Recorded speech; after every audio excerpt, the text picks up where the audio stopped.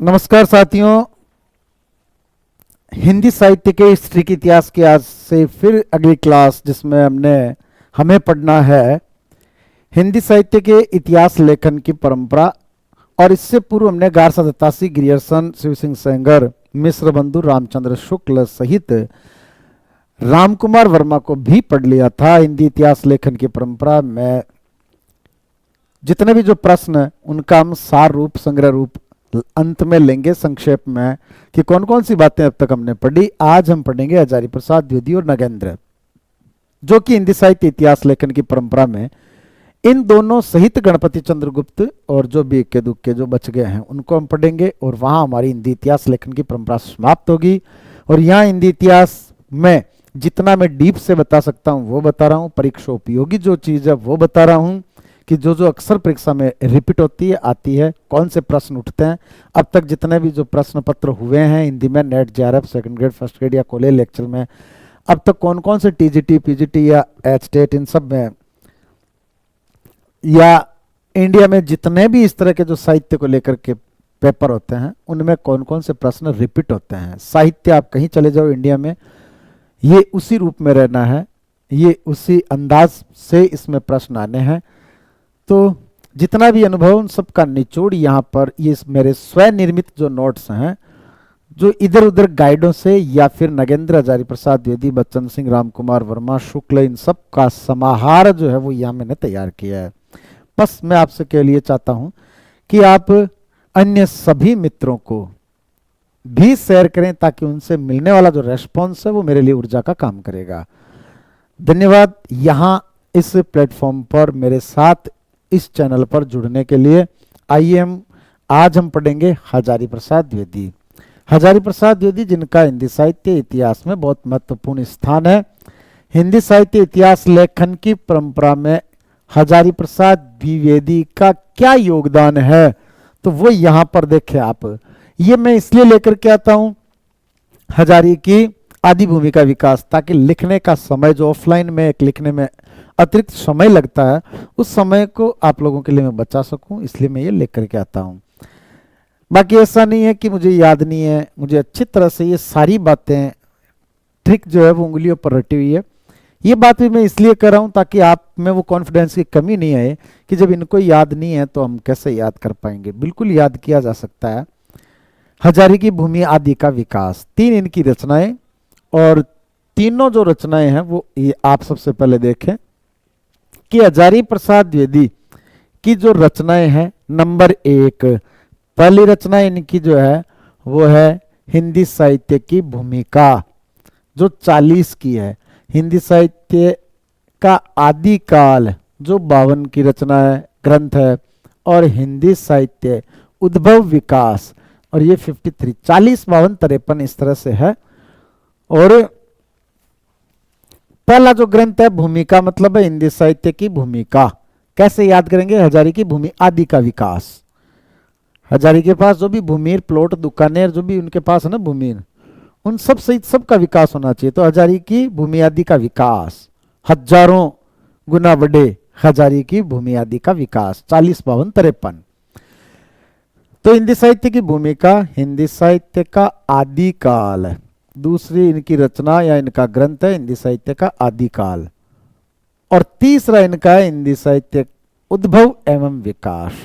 यहां पर का लगाते ही मामला अलग हो जाएगा भाई। एक रचना आती है हिंदी भाषा का उद्भव एवं विकास, और जो ही आ जाए ना भाषा का, पहले तो इस बात को देखें, हिंदी भाषा का उद्भव विकास, यहां लिख देता हूं मैं, आगे ये सब आएगा। जो भी चीज मैं कभी बीच में बताता हूं ऐसा नहीं हो कि वो आगे नहीं आएगा, वो किसी न किसी रूप में आएगा। हिंदी भाषा का विकास, हिंदी उद्भव, हिंदी साहित्य उद्भव एवं विकास हजारी प्रसाद द्विवेदी, और हिंदी भाषा का विकास, का आते का उदय करना है आपको। हिंदी भाषा का उदय नारायण तिवारी। ये किसकी है भाई? ये रचना है उदय नारायण तिवारी। तो ये रचना है भाई उदय नारायण तिवारी। तिवारी हिंदी भाषा का उदय नारायण तिवारी, ऐसे कर देना उसको। अब महत्वपूर्ण बात, हिंदी साहित्य का आदिकाल। ये प्रश्न इतना इंपॉर्टेंट है, इंपॉर्टेंट, बेजा इंपॉर्टेंट है ये। कैसे? ये एक व्याख्यान ग्रंथ माना जाता है जो समाज शास्त्रीय पद्धति तथा तुलनात्मक पद्धति पर लिखा गया इतिहास ग्रंथ है। जब भी हिंदी साहित्य इतिहास लेखन की पद्धतियां पढ़ी थी उस समय मैंने आपको बताया था कि समाजशास्त्री पद्धति क्या होती है। ये एक ऐसी पद्धति होती है जिसमें किसी रचना का मूल्यांकन इस आधार पर किया जाता है कि उसका समाज पर कितना योगदान रहा, उसका समाज पर कितना योगदान रहा, कितना जो है उसका समाज पर इफेक्ट पड़ा। जैसे रामचरितमानस, समाज से उनको सीखने को मिला कि एक आदर्श पुत्र हो तो राम जैसा, एक आदर्श सेवक हो तो हनुमान जैसा, आदर्श पत्नी हो तो सीता जैसी, आदर्श भाई हो तो भरत सा या लक्ष्मण सा, और एक आदर्श गुरु हो तो वशिष्ठ जैसे, विश्वामित्र जैसे, एक आदर्श वीर हो तो परशुराम जैसे, एक आदर्श वीर हो तो राम जैसे, और एक आदर्श खलनायक हो तो रावण जैसा, वो भी एक आइडियल खलनायक। कभी चर्चा करेंगे रामचरितमानस पर। आइए बढ़ते हैं। इसमें 1229 रचनाकारों का परिचय मिलता है जिस समाज शास्त्रीय पद्धति पर लिखा गया था। इसे एक व्याख्यान ग्रंथ या आख्यान ग्रंथ कहते हैं। हिंदी साहित्य उद्भव में विकास, इन्होंने तुलनात्मक पद्धति अपनाते हुए इतिहास ग्रंथ लिखा। अब ये इनका काल विभाजन, तुलनात्मक पद्धति और समाज शास्त्रीय पद्धति पर हजारी प्रसाद द्विवेदी ने लिखा था। इनका काल विभाजन कोई बहुत ज्यादा स्पेशल नहीं है इनका काल विभाजन, लेकिन जो स्पेशल बात है, जो परीक्षा में आने वाली बात है, वो है भाई हजारी की भूमि आदि का विकास। प्रत्येक ट्रिक को मैं लगभग 50 बार सुनाने का मैंने वादा किया था। तो फ्रेंच में इस्तार दिया 738 कवियों का इतिहास, अंग्रेजी वर्णाक्रम में लिखने वाले लक्ष्मी विदा के दत्तासा। उसके बाद में हमने पढ़ा था कि शिव सिंह सेंगर सहस्त्र कवि, कवि जीवन रचना काल, हिंदी में वर्णारीति से किया बिंदु प्रस्थान। फिर स्वर्ण युग तुलसी जैसों की बताई अलग पहचान, काल नाम 12 खंडों में मूलाधारों के गिरिशान। फिर हमने ये पढ़ा था कि 8 खंड अज्ञात कवि, कवि 5000, मिस्र वृत्त का संग्रह भावी इतिहास का आधार, 900 वर्ष 1000 कवि, किया प्रवृत्ति आधारित हिंदी शब्द सागर, नागरी प्रकाशित रामचंद्र शुक्ल, और रामालोचना 2 खंडों में भक्ति तक ही सिमट गए, 5 कालों की उबू बातें शुक्ल की ही कह गए कौन, राम कुमार वर्मा। और अब हम ये पढ़ रहे हैं कि हजारी की भूमि आदि का विकास, हिंदी साहित्य की भूमिका, हिंदी साहित्य का आदिकाल और हिंदी साहित्य उद्भव में विकास। आइए हजारी प्रसाद द्विवेदी का एक नन्ना सा छोटा सा जो काल विभाजन है वो पढ़ते हैं। आदिकाल, भक्ति काल, रीति काल, आधुनिक काल। कितने शाणे सीधे हैं, 1000 से 1400, 1400 से 1600, 1600 से 1800, 1800 से 1952 यानी अब तक, ऐसा वो लिख करके गए थे। शाणे क्यों, सब जगह 000000 है। सन का कोई झंझट नहीं है रटने का। 1000 से 1400, 1400 से 1600, 1600 से 1800, 1800 से 1952। हजारी प्रसाद द्विवेदी ने 1000 से शुरू किया। हजारी प्रसाद द्विवेदी ने कहां से शुरू किया, 1000 से। तो 1000 से 1400, 1400 से 1600, 1600 से 1800, 400 साल है, फिर 200, 200 और फिर 1800 से अब तक होना ही है। 200 और मान लो, 2025 चल रहे हैं तो 24-25 साल हो गए। 24 चल रहा है, 25 हो जाएंगे। तो आधुनिक काल 1800 से अब तक। आगे बढ़ते हैं भाई। कालों के नाम, आदि, भक्ति, रीति, आधुनिक, जिनको हम पढ़ना, जो सर्वमान्य, जो सब मानते हैं, सबका एक तरह से सार रूप। आदिकाल, रामचंद्र शुक्ल ने आदिकाल की जगह वीरगाथा काल रखा था, या गद्य काल रखा था। इन्होंने ये नाम, शुक्ल ने ये समय आधारित नामों में लिया था। तो 2 नाम उधर वाले हैं, 2 नाम इधर वाले हैं। ये चारों ही प्रवृत्ति आधारित नाम हैं। ये प्रवृत्ति आधारित नाम है, प्रवृत्ति आधारित नाम। और यही माने जाते हैं, यही मान्य है। बहुमान्य, सर्वमान्य नहीं तो, लेकिन बहुमान्य है। सर्वमान्य इसलिए कह रहा हूं क्योंकि जब भी एग्जाम में आता है तो हमें इस तरह से नाम बताने होते हैं। तो 1000 से 1400, 1400 से 1600, 1600 से 1800 और 1800 से अब तक। आगे बढ़े भाई। डॉक्टर गणपति चंद्रगुप्त, ये बात मैंने आपको बहुत पहले बताती थी। कि भगवान शिव, पार्वती, एक ऐसी कथा सुनने को मिलती है कि पार्वती ने गणेश को बनाया और पहरेदारी के लिए प्रहरी के रूप में खड़ा किया। भगवान शिव गए, गणेश को ये कहा हुआ था कि मैं स्नान कर रही हूं, अंदर किसी को मत आने देना। गणेश वहां डट गए, भगवान शिव को पता नहीं था, उन्होंने भगवान गणेश का मस्तक काट दिया। फिर जब शिव को पता लगा पार्वती ने ये कहा, तो अपने गणों को ऐसा आदेश दिया कि जो भी मिले उसका मस्तक काट लो। और सबसे पहले हाथी मिला था, गज मिला था, और उसी का ही आनन लगा दिया, इसलिए ये गजानन कहलाए। और ये गजानन इस ब्रह्मांड में, संपूर्ण विश्व में ये पहला वैज्ञानिक परीक्षण था, पहला वैज्ञानिक परीक्षण। इसलिए हिंदी साहित्य का वैज्ञानिक इतिहास गणपति, भगवान गणपति, ऐसे याद रखना है कि हिंदी साहित्य का वैज्ञानिक इतिहास, जिसके दो भाग थे, प्रथम भाग, द्वितीय भाग 1964-65। तो 1964-65 में गणपति चंद्रगुप्त ने हिंदी साहित्य का वैज्ञानिक इतिहास लिखा, जिसके दो भाग थे 64-65 में। वैज्ञानिक गणपति ऐसे याद रखना है। आइए आगे बढ़ते हैं। नगेंद्र, यहां आपका हिंदी इतिहास लेखन की परंपरा समाप्त हो जाएगी भाई। नगेंद्र ने एक्चुअल में अपना कुछ मत जो है ना, वो बहुत कम दिया है।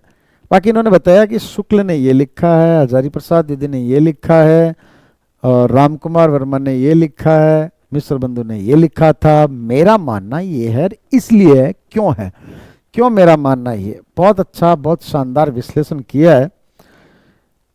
नगेंद्र को पढ़ना चाहिए, लेकिन सिलेक्शन के बाद में, सिलेक्शन से पहले पढ़ने से आपका, अब राजस्थान में उसको भोगना बोलते हैं भाई, भोगना खराब हो जाता है। क्यों हो जाता है? क्योंकि वो बहुत बड़ी पुस्तक है, काफी गहराई से है, परीक्षोपयोगी नहीं होकर के विश्लेषण, आनंद आता है उसको पढ़ने में, कहाँ किन्होंने क्या लिखा है, क्या किया है। ये इंटरव्यू का जब भी मसला होता है, साक्षात्कार के समय उस पुस्तक को पढ़ना चाहिए। लेकिन स्मार्ट स्टडी तो किसी गाइड, किसी नोट्स या किसी अच्छी सी पुस्तक को लेकर के और पढ़ा जा सकता है, या फिर नगेंद्र को तब पढ़ा जाना चाहिए जब आपकी साहित्य पर अच्छी पकड़ हो, वरना कंफ्यूज होने लग जाते हैं। फिर नगेंद्र की एक ग्रंथ का नाम है हिंदी साहित्य का वृहत इतिहास, एक केवल हिंदी साहित्य का इतिहास, एक रीति काव्य की भूमिका। रीति काव्य की भूमिका काफी इंपॉर्टेंट है, जिसके बारे में आगे अपन पढ़ेंगे। लेकिन हिंदी साहित्य का वृहत इतिहास 10 खंडों में है, ये इनकी 10 खंडों में 1973 ईस्वी में इन्होंने लिखी थी।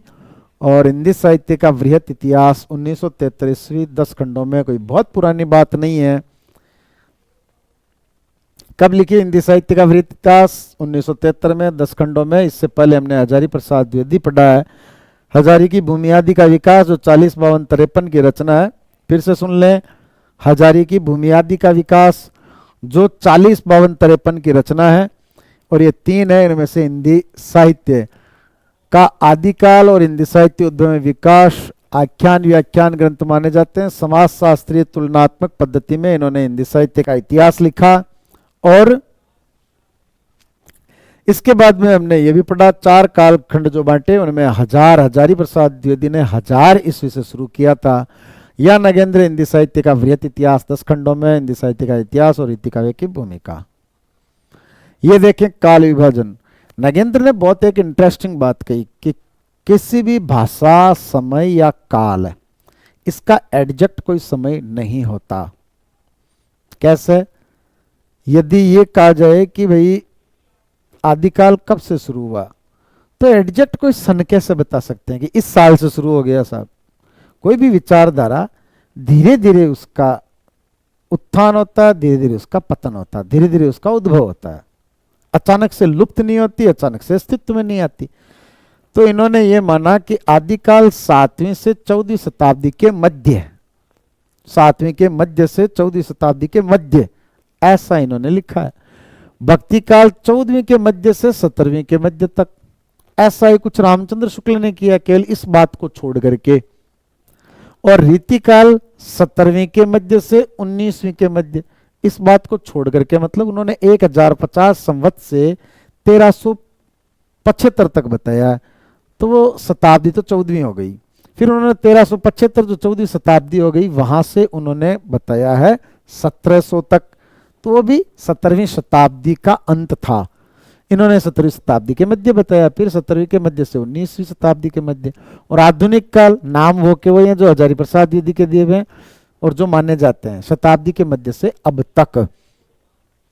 अब इन्होंने क्या किया, ये 3 काल में क्लासिफिकेशन की आवश्यकता नहीं है, लेकिन आधुनिक काल में क्लासिफिकेशन की आवश्यकता है। काफी बड़ा है, अब तक चल रहा है।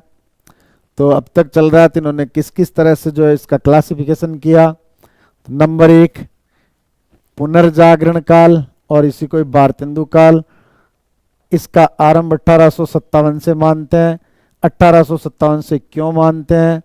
1857 से इसलिए मानते हैं क्योंकि इसका नाम भी पुनर्जागरण काल इन्होंने रखा है। इसी समय भारतेंदु हरिश्चंद्र वे थे। पुनर्जागरण का मतलब जागे हुए तो हम पहले से थे ही, भारतीय संस्कृति भारत देश पहले से जागा हुआ था, संपूर्ण विश्व में उसका नाम था, विश्व गुरु कहा जाता था, लेकिन हम कहीं ना कहीं बीच में सो गए थे। अंग्रेज यहां पर आए, अंग्रेजों का किसी ने विरोध नहीं किया। और विरोध कब किया? 1857 में। इसका अर्थ ये हुआ कि हम तो जागे उसी समय थे, तभी तो विरोध किया, तभी 1857 का संग्राम हुआ। तो 1857 की क्रांति के समय ये माना जाए कि उस समय हम पुनः जागे, इसलिए इन्होंने इस काल का नाम पुनर्जागरण काल रखा और इसीलिए 1857 से इसका आरंभ मानते हैं। और भारतेंदु की विचारधारा, जैसा भारतेंदु ने पैटर्न चलाया था उस पैटर्न में 1900 ईस्वी तक लिखा गया, इसलिए इसका समय जो 1900 ईस्वी तक। फिर जागरण सुधार काल, बहुत इंटरेस्टिंग क्वेश्चन है। देखो पुनर्जागरण की बात तो आप समझ गए, 1857 की क्रांति थी, इसीलिए 1857 से इन्होंने समय को माना कि आधुनिकता का सच्चे अर्थों में यहीं से जो है वो आरंभ माना जाता है। लेकिन जागरण सुधार काल है। अब देखो जागरण किसके प्रति और सुधार किस चीज का? तो इससे पहले जो है वो काव्य की भाषा थी ब्रज, लेकिन अब जो है वो खड़ी बोली। खड़ी बोली का अर्थ, खड़ी बोली का अर्थ है, बताइए सर। खड़ी बोली का जो अर्थ है वो है दिल्ली के आसपास बोली जाने वाली वो भाषा जिसको आज हम हिंदी के रूप में जानते हैं। तो हिंदी के रूप में जिस भाषा को हम जानते हैं उसको हम खड़ी बोली कहते हैं। ये खड़ी बोली का व्याकरण कहीं कोई निश्चित नहीं था, अनुशासन में थी नहीं भाषा, कवि और लेखक भी गलत प्रयोग करते थे शब्दों को। एक छोटा सा एग्जाम्पल, जैसे स्थिर का विलोम शब्द अस्थिर होता है, लेकिन कई लोग जैसे लिखते थे अनिस्थिर। माहिर प्रसाद द्विवेदी ने ऐसा काम किया कि भाषा के प्रति जागृति होनी चाहिए, चाहे जिससे भाषा को मत लिखें। सुधार किसका? भाषा का। जागरण किसका? भाषा के प्रति। तो इस काल में द्विवेदी, कौन से द्विवेदी? महावीर प्रसाद द्विवेदी। नाम मैंने क्या लिखा है, क्या बताया? महावीर प्रसाद द्विवेदी। हजारी प्रसाद द्विवेदी नहीं, महावीर प्रसाद द्विवेदी, जिन्होंने सरस्वती पत्रिका का संपादन किया था। तो महावीर प्रसाद द्विवेदी 1900 से 1918 ईस्वी तक का ये समय नगेंद्र ने बताया जागरण सुधार काल या द्विवेदी काल में। इसके बाद में आगे तीसरा काल है छायावाद काल, जो 1918 से 1938 ईस्वी तक बताया, जो कहीं ना कहीं झरना संग्रह से लेकर के अनामिका जो निराला की रचना है वहां तक इन्होंने 1918 से 1938 तक का समय बताया। किसका? छायावाद काल का। इसको भी पढ़ेंगे अपन। फिर है छायावादोत्तर। छायावादोत्तर का मतलब है भाई छायावाद के पश्चात का काल, छायावाद के उत्तर का काल। उत्तर का अर्थ होता है भाई बाद का, पश्चात का। अभी इससे ठीक पहले या उससे पहले वाली क्लास में मैंने बताया था स्नातकोत्तर यानी एमए अर्थात स्नातक के बाद यानी ग्रेजुएशन के बाद का समय। तो उत्तर का अर्थ होता है बाद। पूर्वार्ध और उत्तरार्ध, उत्तरार्ध का मतलब बाद वाला आधा भाग, पूर्वार्ध यानी पहले वाला आधा भाग। तो छायावाद का उत्तर समय छायावादोत्तर काल, जिसको नगेंद्र ने कुछ इस तरह से विभाजित किया। एक तो प्रगति प्रयोग काल जो 1938 से 53 तक का समय है, हम इसको अलग अलग पढ़ते हैं साहित्य में। प्रगतिवाद को पढ़ते हैं भाई 38 से 43 तक, और प्रयोग काल को पढ़ते हैं 43 से 53 तक। लेकिन इन्होंने साथ ही बताया प्रगति प्रयोग काल, जिसको आप साहित्य में नई कविता पढ़ते हो, उसके बाद में साठोत्तरी कविता जो पढ़ते हो, स्वातंत्र्योत्तर जो भी, वो सब नवलेखन काल है जो 1953 से अब तक और चल रहा है, अभी तक चल रहा है। कोई नई प्रवृत्ति या एक प्रवृत्ति को लेकर के कोई काव्य नहीं लिखा जा रहा, इसलिए उसको स्पेशल कोई नाम नहीं दिया जा रहा। बहुत सारी प्रवृत्तियों को लेकर, कोई दहेज पर लिख रहा है, कोई भ्रष्टाचार पर लिख रहा है, तो कोई राजनीति पर, कोई सामाजिकता पर, कोई धार्मिकता पर, कोई आरक्षण पर, तो कोई किसी पर, कोई किसी पर, कोई आतंकवाद पर, कोई आधुनिकता पर, कोई विज्ञान पर, बहुत सारे विषय हो गए। इसलिए उसको एक प्रवृत्ति में बांध कर रखना संभव नहीं है, इसलिए इस काल का नाम नवलेखन काल, नई कविता, ये इस तरह से नगेंद्र ने क्लासिफिकेशन किया, जिसको आप यहाँ देख रहे हैं। ये यहाँ तक तो कॉमन नाम है, पुनर्जागरण, जागरण, सॉरी, आदिकाल, भक्तिकाल, रीतिकाल, आधुनिक काल। फिर आधुनिक काल का जो वर्गीकरण है वो इस तरह से होगा, छायावाद, सॉरी, पुनर्जागरण, जागरण सुधार, छायावाद, और छायावाद के बाद में छायावादोत्तर में बताना है, प्रगति प्रयोग एक साथ करना, नवलेखन काल अलग से करना है। ये देखिए भाई अंतिम बात हिंदी साहित्य इतिहास लेखन की परंपरा की, और वो अंतिम बात क्या होगी? वो अंतिम बात ये होगी कि नागरिक प्रचारिणी सभा ने भी, जो काशी के द्वारा, इसने भी हिंदी साहित्य इतिहास लेखन की परंपरा में इन्होंने भी सोचा कि सब अपने अपने हिसाब से लिख रहे हैं, क्यों नहीं हमारे सानिध्य में, हमारे नेतृत्व में इसको, काशी नागरिक प्रचारिणी सभा ने यह सोचा कि हिंदी साहित्य इतिहास को लिखा जाए। बहुत महत्वपूर्ण बात है भाई, ये 18 खंडों में एक योजना थी, 18 खंडों की योजना थी, परंतु 18 खंडों की योजना होने से क्या होता है, कई बार होता है कि योजना तो बनती है लेकिन वो कम या ज्यादा भी हो सकती है, 16 में ही पूरी हो गई। ये फर्स्ट ग्रेड में प्रश्न आया था भाई 2011 में लगातार, 2016 में ये भर्ती, 2013 में 14 वाली भर्ती में लगातार, 2016 वाली मेरे से ठीक आगे वाली भर्ती में। अब उसमें 18 भी ऑप्शन थे, 16 भी ऑप्शन थे, बहुत सारे लोग 18 भी करके आए, बहुत सारे लोग 16 भी करके आए। 16 वाला राइट इसलिए हुआ क्योंकि उसमें प्रश्न ये था कि हिंदी साहित्य का इतिहास नागरिक प्रचारिणी सभा द्वारा कितने खंडों में प्रकाशित हुआ, तो प्रकाशित 16 में हुआ, 16 खंड। नागरिक प्रचारिणी सभा काशी ने हिंदी साहित्य के संपूर्ण साहित्य को 18 खंडों में प्रकाशित करने की योजना बनाई थी। हो सकता है इस बार आ जाए कि योजना कितने खंडों में बनाने की थी, किंतु 16 खंडों में पूर्ण हो गया। हिंदी साहित्य का वृहत इतिहास जो नगेंद्र का था वो 1973 में प्रकाशित हुआ था, और ये हिंदी साहित्य का वृहत इतिहास काशी नागरिक प्रचारिणी सभा द्वारा भी, उसका भी नाम हिंदी साहित्य का वृहत इतिहास। अब इंटरेस्टिंग बात यह है कि इसका प्रकाशन 1957 से 1984 तक समय समय पर कुछ संस्करणों में होता रहा। सन इसलिए नहीं पूछेंगे, काफी वेरिएशन है। प्रथम खंड, अब इसमें तो 10 खंड है ना, सॉरी 16 खंड है ना, जो उसमें से प्रथम खंड हिंदी, ये तो 16 खंडों वाली है, नगेंद्र की 10 खंडों की थी। प्रथम खंड हिंदी साहित्य की पीठिका, जिसके संपादक कौन है? राजबली पांडे। पहले खंड का नाम क्या है? हिंदी साहित्य की पीठिका। पूर्व पीठिका किससे कहते हैं वैसे आपको पता? पूर्व पीठिका। पूर्व पीठिका का अर्थ होता है भाई कि पूर्व में जिसको हम भूमिका बोलते हैं वो है पूर्व पीठिका। पूर्व पीठिका का अर्थ क्या? भूमिका।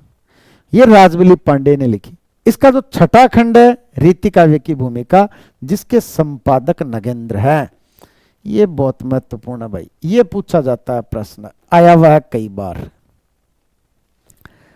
छठा खंड इसका क्या है? रीति काव्य की भूमिका। और इसका 16वां खंड हिंदी का लोक साहित्य है, जिसके संपादक राहुल सांकृत्यायन है, और राहुल सांकृत्यायन ने खूब देशाटन किया था इस लोक साहित्य के संकलन के लिए। इन्होंने राहुल सांकृत्यायन ने देशाटन किया भाई, राहुल सांकृत्यायन ने देशाटन किया। यार घूम फिर करके यही प्रश्न आते हैं, ये आया हुआ ये प्रश्न, देशाटन किसने किया? राहुल सांकृत्यायन ने।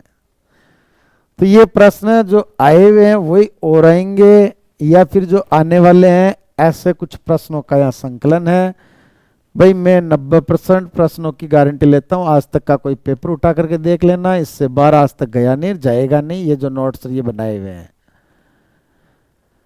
बहुत कम क्लासेज में, बहुत कम वीडियो में हिंदी साहित्य के इतिहास का संपूर्ण जो दिग्दर्शन है वो यहाँ हो जाएगा, इससे बाहर कुछ नहीं रहेगा। मैं 100% इसलिए नहीं करा क्योंकि बहुत सारे प्रश्न हो सकता है ऐसे आ जाएं। 90% आज तक कभी बाहर नहीं गया। आवश्यकता केवल इसको मुट्ठी में करने की, और इसको मुट्ठी में करने के लिए ये जो ट्रिकी मेथड है, इनको रटते ही 10-15 ट्रिक रटते ही आपको लगने लगेगा कि हाँ साहित्य मेरी मुट्ठी में। लोग 4-4, 5-5 साल से तैयारी करते हैं, ये फिर से जिस तरह से मुट्ठी से रेत फिसलती है ये फिसलता है। और जिसने ये ट्रिकी मेथड से थोड़ा बहुत कर लिया, ट्रिकों को बार बार रिवाइज करके और रट लिया, जी लिया इन ट्रिकों को, उसकी पार पड़ जाएगी, बहुत बढ़िया तरीके से पड़ जाएगी। कुछ स्मरणीय तथ्य जो हमने इतिहास लेखन, यहाँ इतिहास लेखन की परंपरा पूरी होती है। हिंदी साहित्य का इतिहास लिखने का सर्वप्रथम प्रयास, पहला ग्रास किसने लिया था? तो पहला ग्रास लिया था भाई गारसा दत्तासी ने। पहला ग्रास गारसा दत्तासी, किसी भारतीय विद्वान द्वारा हिंदी साहित्य का इतिहास, और वो भी हिंदी में लिखने वाले, ऐसा प्रथम प्रयास शिव सिंह सेंगर ने किया था। गारसा दत्तासी तो वो थे जिन्होंने फ्रेंच में इस्तवार दिया 738 कवियों का इतिहास, आयर अंग्रेजी वर्णाक्रम में लक्ष्मी विधा के दत्तासा। शिव सिंह सेंगर सहस्र कवि कवि जीवन रचना काल, हिंदी में वर्णारीति से किया बिंदु प्रस्थान।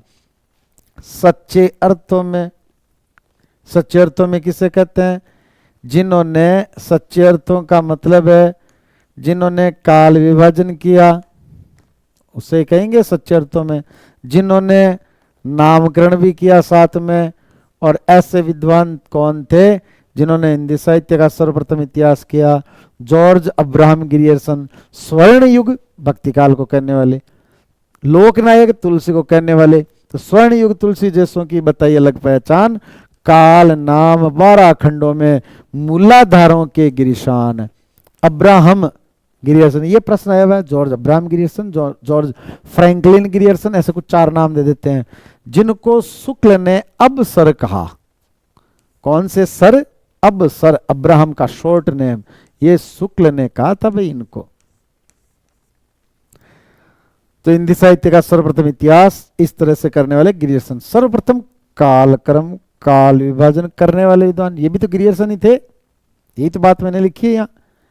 अगर ये पूछ लिया जाए सर्वप्रथम कालक्रम व काल विभाजन करने वाले, अगर केवल इतना आ जाए तो सर्वप्रथम कालक्रम, केवल कालक्रम, केवल कालक्रम, तो फिर मौलवी करीमुद्दीन, मौलवी करीमुद्दीन, अनुप्रास अलंकार हो जाएगा, केवल कालक्रम करीमुद्दीन। परंपरागत रूप में हिंदी साहित्य का सर्वप्रथम, देखो परंपरागत, परंपरागत का मतलब कि काल विभाजन की परंपरा तो बन गई थी, इस तरह से कालों में वर्गीकरण करने वाले, इस तरह से 3 कालों के दोहरे खंड करने वाले और फिर नामकरण करने वाले, ये थे भाई मिश्र बंधु। जो ही परंपरागत आ जाए मिश्र बंधु। कौन थे मिश्र बंधु? 3 लोग थे, और 3 13 14 34 4 इनके संस्करण थे। सुगिशा, सुखदेव, गणेश बिहारी, श्याम सुंदर बिहारी, श्याम सुंदर मिश्र।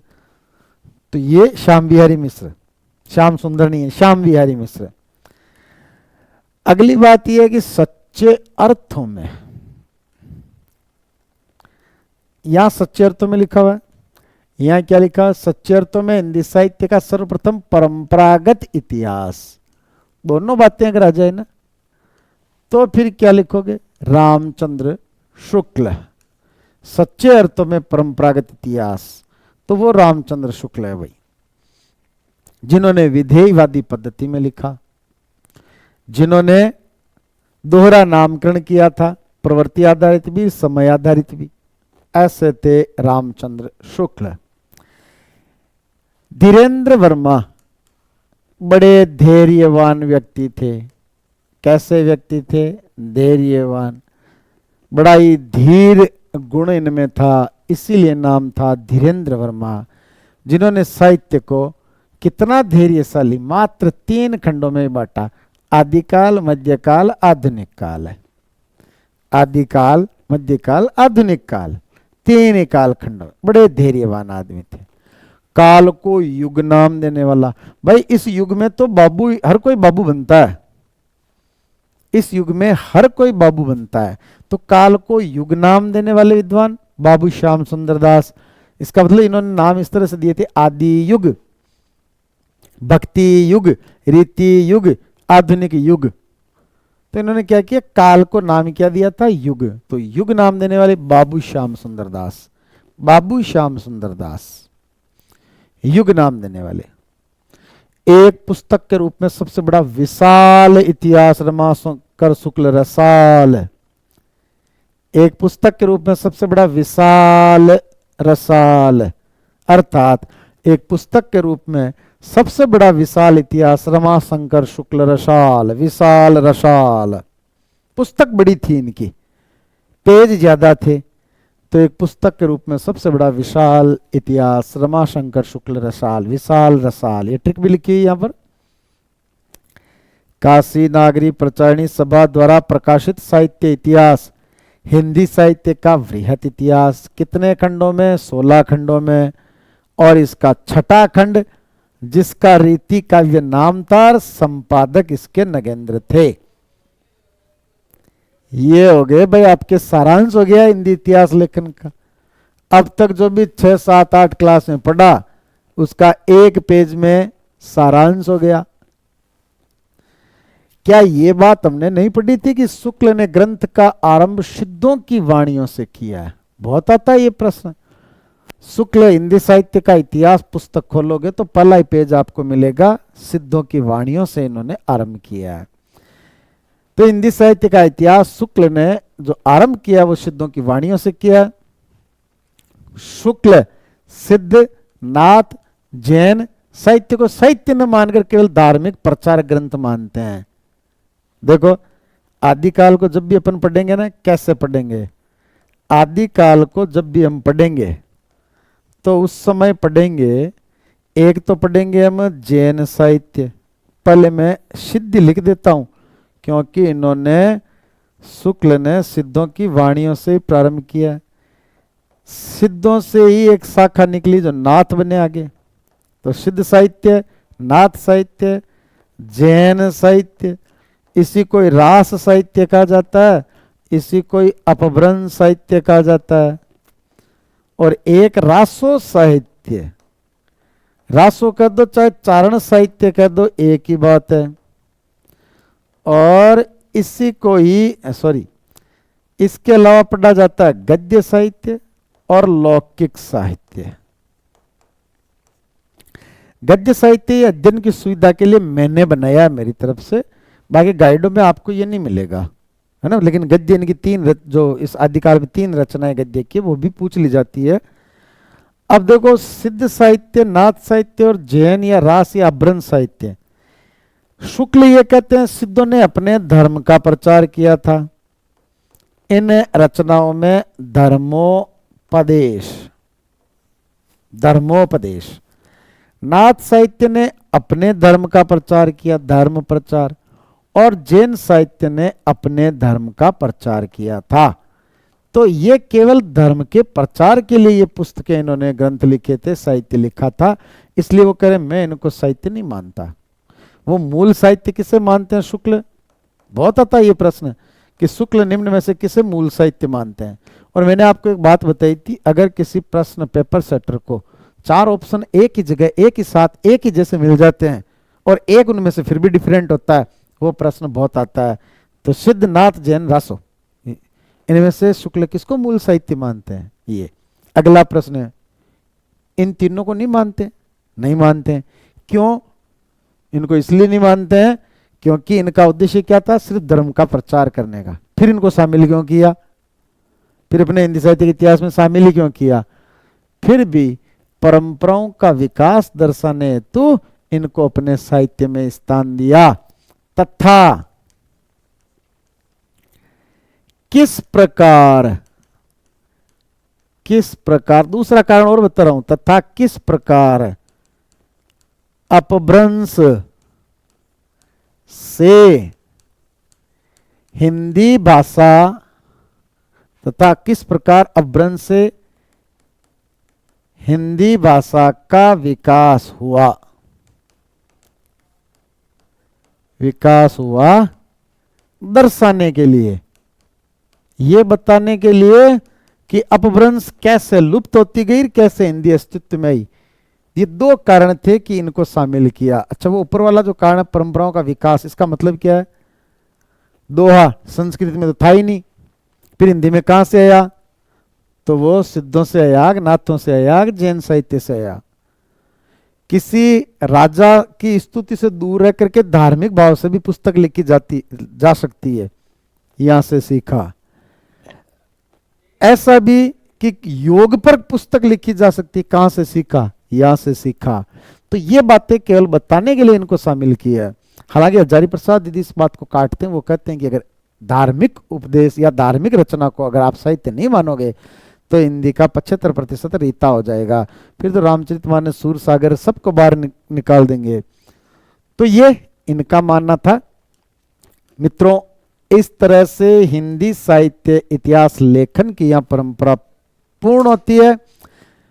अगली क्लास में मिलेंगे इसी तरह के कुछ रोचक तथ्य को लेकर के। मैं आपसे पुनः एक बार ऐसी अपेक्षा करूंगा कि आप अधिकाधिक अपने मित्रों के साथ इसको शेयर करें, ताकि ज़्यादा से ज़्यादा रेस्पॉन्स मिले, और यही मेरे लिए ऊर्जा का काम करेगी। धन्यवाद।